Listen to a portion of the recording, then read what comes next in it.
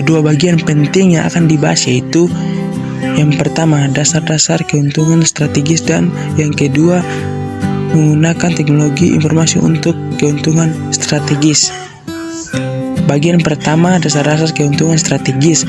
Pada bagian dasar-dasar keuntungan strategis ada 3 hal yang akan dibahas, yaitu yang pertama strategis teknologi informasi, yang kedua konsep strategi kompetitif, dan yang ketiga kekuatan dan strategi kompetitif. Strategis teknologi informasi penting untuk melihat sistem informasi sebagai lebih dari serangkai teknologi yang mendukung kegiatan operasi bisnis yang efisien, kolaborasi kelompok kerja dan perusahaan atau pengambilan keputusan bisnis yang efektif. Teknologi informasi dapat mengubah cara bisnis bersaing sistem informasi secara strategis, yaitu sebagai jaringan kompetitif yang penting, sebagai sebuah cara pembaruan organisasi dan sebuah investasi yang diperlukan dalam teknologi. Teknologi membantu perusahaan mengadopsi strategi dan proses bisnis yang memungkinkan untuk merekayasa ulang dan menciptakan ulang agar dapat bertahan dan berhasil dalam lingkungan bisnis yang dinamis saat ini. Konsep strategi kompetitif. Peranan utama dari penyerapan sistem informasi dalam bisnis adalah yang menyediakan dukungan yang efektif dari strategi perusahaan yang memperoleh keuntungan kompetitif. Peranan strategi dari sistem informasi ini melibatkan penggunaan teknologi informasi untuk mengembangkan produk, layanan, dan kemampuan yang memberikan keuntungan bagi sebuah perusahaan terhadap kekuatan kompetitif yang dihadapi dalam pasar global. Strategi utama manapun akan dianggap berguna untuk kekuatan kompetitif yang umum manapun. Walaupun jarang dan tidak mungkin bahwa perusahaan akan menggunakan semua strategi secara bersamaan, masing-masing memiliki nilai dalam kondisi tertentu. Kekuatan dan strategi kompetitif penting dalam memahami kekuatan kompetisi dan berbagai strategi kompetitif yang diterapkan untuk menyeimbangkan mereka. Sebuah perusahaan mampu bertahan dan berhasil dalam jangka panjang hanya jika perusahaan tersebut berhasil mengembangkan strategi untuk menghadapi 5 kekuatan kompetitif yang membentuk struktur kompetisi dalam industrinya. Dalam model kompetisi klasik dalam Michael Porter, yaitu bisnis manapun yang ingin dapat bertahan dan berhasil harus secara efektif mengembangkan dan menerapkan strategi untuk menghadapi. Seperti yang pertama, rivalitas persaingan dalam industrinya. Yang kedua, ancaman dari pemain baru dalam sebuah industri dan pasar-pasarnya. Yang ketiga, ancaman yang dimiliki oleh produk pengganti yang mungkin dapat mengambil pangsa pasar perusahaan. Yang keempat, daya tawar-menawar dari pelanggan. Yang kelima, daya tawar-menawar dari pemasok. Untuk menghadapi 5 tantangan itu, dipersiapkan 5 strategi kompetitif seperti pada gambar. Yang pertama, strategi biaya kepemimpinan. Menjadi sebuah produsen produk dan layanan berbiaya rendah dalam suatu industri, atau mencari cara untuk membantu pemasok atau pelanggan mengurangi biaya mereka atau meningkatkan biaya pesaing. Yang kedua, strategi diferensiasi.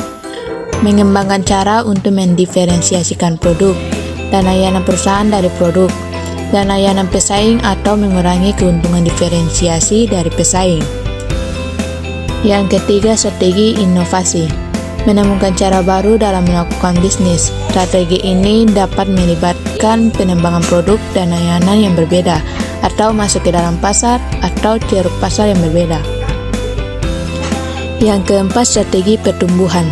Secara signifikan, memperluas kapasitas perusahaan untuk memproduksi barang dan jasa, memperluas hingga ke pasar global, melakukan memodifikasi produk dan layanan yang baru, atau mengintegrasikan ke dalam produk dan layanan yang terkait. Dan yang kelima, strategi aliansi, mendirikan hubungan dan aliansi bisnis yang baru dengan pelanggan, pemasok, pesaing, konsultan, dan perusahaan lainnya. Selanjutnya kita masuk pada bagian kedua, menggunakan teknologi informasi untuk keuntungan strategis. Pada bagian menggunakan teknologi informasi untuk keuntungan strategis, ada 5 hal yang akan dibahas, yaitu yang pertama, penggunaan strategi teknologi informasi, yang kedua, rekayasa ulang proses bisnis, yang ketiga, menjadi sebuah perusahaan yang cerdas, yang keempat, membentuk sebuah perusahaan virtual, dan yang kelima, membangun sebuah perusahaan knowledge reading. Penggunaan strategi dari teknologi informasi. Perusahaan mungkin memilih untuk menggunakan sistem informasi secara strategis, atau mereka mungkin ingin menggunakan teknologi informasi untuk mendukung aktivitas operasi yang efisien setiap hari. Jika sebuah perusahaan menekankan penggunaan bisnis strategis dari teknologi informasi, manajemennya akan melihat teknologi informasi sebagai suatu pembeda kompetitif yang utama. Rekayasa ulang proses bisnis. Rekayasa ulang merupakan pemikiran kembali yang mendasar dan mendesainnya ulang yang radikal dan proses bisnis yang mencapai peningkatan yang dramatis pada biaya, kualitas, kecepatan, dan layanan.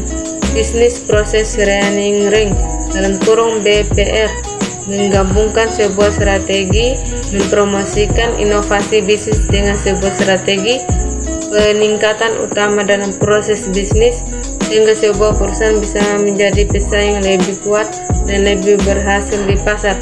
Banyak perusahaan menemukan bahwa pendekatan dengan pendainan ulang merupakan sebuah faktor penting yang memungkinkan untuk dilakukan perekayaan ulang bersama dengan penggunaan teknologi informasi. Menjadi sebuah perusahaan yang cerdas, kemampuan dari sebuah perusahaan untuk bisa berhasil dalam pasar global yang dengan cepat berubah dan secara berkelanjutan terbagi-bagi untuk produk dan layanan yang berkualitas tinggi, dengan kinerja yang membuat yang bagus dan konfigurasi untuk pelanggan. Sebuah perusahaan yang cerdas bisa membuat profil di pasar dengan lini produk yang luas dan usia yang pendek, serta dapat menghasilkan pesan secara individu dan dalam ukuran kesatuan yang berubah-ubah. Untuk menjadi sebuah perusahaan yang cerdas, sebuah bisnis harus menggunakan 4 strategi dasar. Yang pertama, bisnis harus memastikan bahwa pelanggan menganggap produk atau layanan dari sebuah perusahaan yang cerdas sebagai solusi atas permasalahan individual mereka. Yang kedua, sebuah perusahaan yang cerdas bekerja sama dengan pelanggan, pemasok, perusahaan lain, dan bahkan pesaingnya.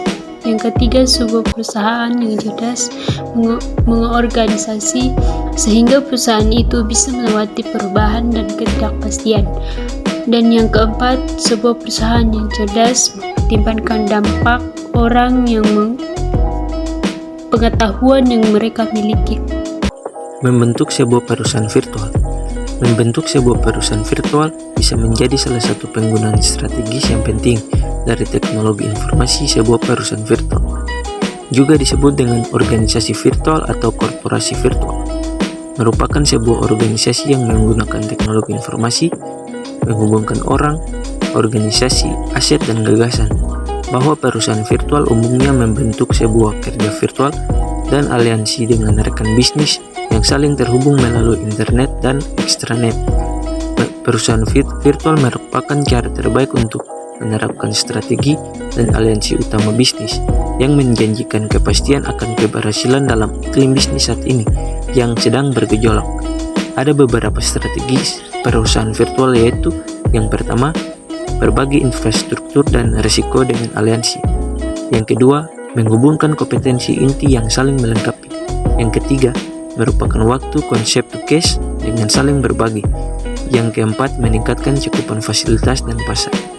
Yang kelima, menempatkan akses ke pasar dan berbagi pasar atau loyalitas pelanggan. Dan yang keenam, melakukan migrasi dari menjual produk ke menjual solusi. membangun sebuah perusahaan knowledge creating. Dalam ekonomi dan bisnis yang penuh ketidakpastian, satu-satunya sumber pasti keunggulan kompetitif yang bisa bertahan lama adalah pengetahuan. Perusahaan dapat mencapai keunggulan kompetitif yang dapat bertahan lama apabila menjadi perusahaan yang menghasilkan pengetahuan atau organisasi belajar. Ada dua jenis pendekatan pengetahuan. Pertama, pengetahuan eksplisit berupa data, dokumen yang bisa disimpan di dalam komputer. Dan kedua yaitu pengetahuan bagaimana cara melakukan sesuatu yang ada di dalam diri pekerja. Dengan knowledge management system, perusahaan mengelola pembelajaran organisasional, pengetahuan yang penting dan cara melakukan bisnis dimanapun dan kapanpun dibutuhkan organisasi.